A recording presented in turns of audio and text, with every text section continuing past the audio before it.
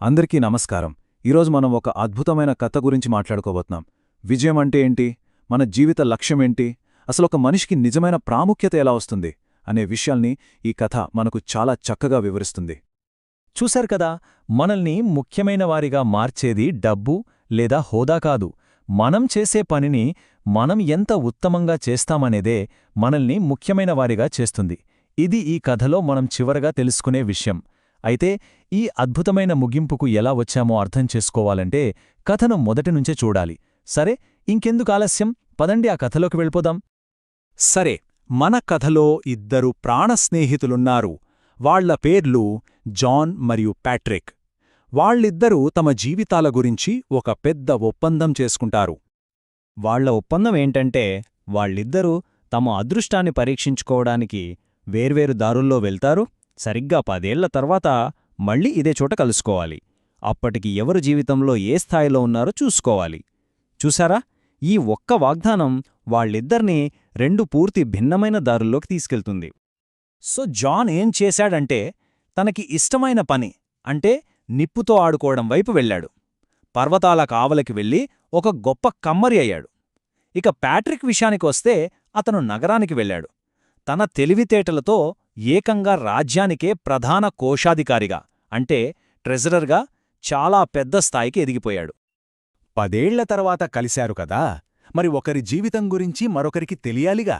అందుకే వాళ్ళిద్దరూ ఒకరి ఇంటికి ఒకరు వెళ్లాలని అనుకుంటారు. ఆ ప్లాన్లో భాగంగా ముందుగా జాన్ ప్యాట్రిక్ విలాసవంతమైన ఆ బంగారు జీవితాన్ని చూడటానికి వెళ్తాడు. అక్కడికి వెళ్లగానే జాన్కి మైండ్ బ్లాంక్ అయిపోయింది. ఎందుకంటే ప్యాట్రిక్ సంపద ఊహించిన దానికంటే చాలా ఎక్కువ. అతని స్నేహితుడు నెలకు ఏకంగా 15,000 బంగారు నాణేలు సంపాదిస్తున్నాడు. అంటే ఆ రాజ్యంలోనే అత్యంత ధనవంతులలో ఒకడు. ప్యాట్రిక్ భవనం ఒక ఇంద్రభవనంలా ఉంది. ఎట్టు చూసినా విలాసమే. డోర్ హ్యాండిల్స్ స్వచ్ఛమైన బంగారంతో చేసినవి. గదుల నిండా గులాబీ, లావెండర్ లాంటి ఖరీదైన పరిమళాలు. తినడానికి ఎప్పుడూ రకరకాల కేకులు, పైలు, కుకీలు సిద్ధంగా ఉంటాయి. బట్టలన్నీ పట్టు, వెల్వెట్తో చేసినవి. చివరికి బటన్లు కూడా బంగారం, వజ్రాలు, కెంపులతో చేసినవి. అంటే ప్రతి చిన్న విషయంలోనూ ఐశ్వర్యం ఉట్టిపడుతోంది. ఇంకా చెప్పాలంటే అతని సంపద ఏ రేంజిలో ఉందో చెప్పడానికి ఇది ఒక్కటి చాలు.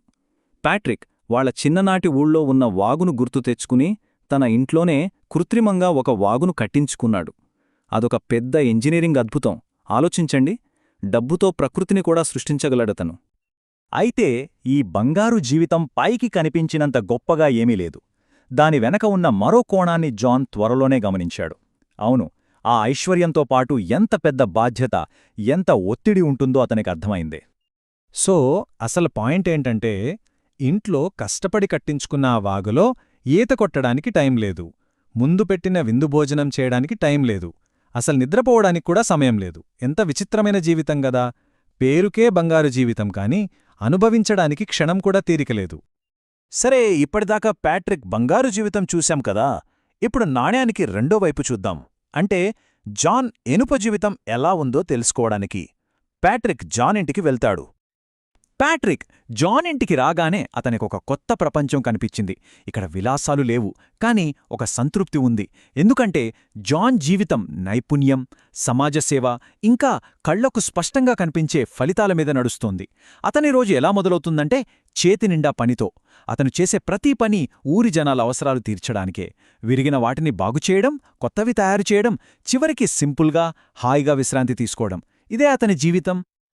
జాన్ కేవలం ఒక్క కమ్మరి మాత్రమే కాదని ప్యాట్రిక్కు వెంటనే అర్థమైంది. అతను ఆ ఊరికి ఒక ఆధారం. చూడండి, ఒకరి సుత్తి విరిగితే బాగుచేస్తాడు. నాన్నకు ఆరోగ్యం బాగాలేదని వచ్చిన అమ్మాయికి తన కెట్టిలప్పుగా ఇస్తాడు.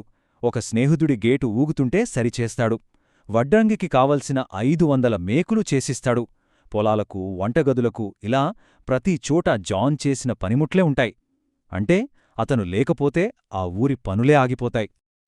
ఇక్కడ చాలా ఆసక్తికరమైన విషయమేంటంటే, ఈ మాటలన్నది ప్యాట్రిక్ సహాయకుడు హెన్రీ. ఈ గ్రామం, ఈ వ్యవస్థ మీరు లేకుండా నడవదు. చుట్టుపక్కల 7 గ్రామాలలో మీరే ఉత్తమ కమ్మరి అని జాన్తో అంటాడు. అంటే ఇప్పటిదాకా డబ్బు, హోదానే గొప్ప అనుకున్న హెన్రీకి కూడా ఇప్పుడు అసలైన విలువేంటో అర్థమవుతుంది. సో ఈ ఇద్దరి జీవితాలను పక్కపక్కన పెట్టి చూస్తే అసలు విషయం మనకు చాలా క్లియర్గా అర్థమవుతుంది. ప్యాట్రిక్ పనేమో అంతులేని మీటింగ్లు, అగ్రిమెంట్లు. జాన్ పనేమో చేతితో చేసేది, ఫలితం కళ్ల ముందే కనిపించేది. ప్యాట్రిక్ ఇల్లు కృత్రిమ వాగుతో ఒక పెద్ద భవనం.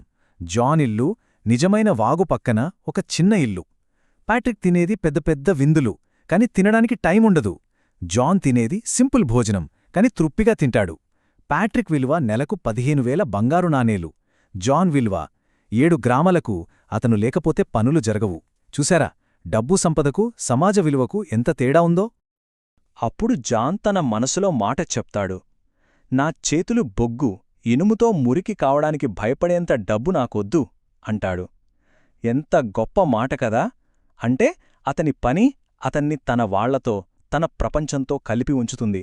ఎక్కువ డబ్బు వస్తే ఆ బంధం ఎక్కడ పోతుందో అని అతని భయం.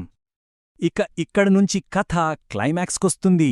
ఈ 2 విభిన్న ప్రపంచాలు కలిసినప్పుడు అసలు ప్రాముఖ్యతంటే ఏంటో, దాని అసలైన కొలమానమేంటో ఒక కొత్త అవగాహన పుడుతుంది. జాన్ నైపుణ్యం చూసి పూర్తిగా ఇంప్రెస్ అయిన హెన్రీ ఒక ఊహించని ప్రతిపాదన చేస్తాడు. రాజ్యం సైన్యం కోసం కత్తులు, డాగర్లు, గుర్రపు నాడాలు చేయడానికి మీనంటి గొప్ప కమ్మర్లు కావాలి.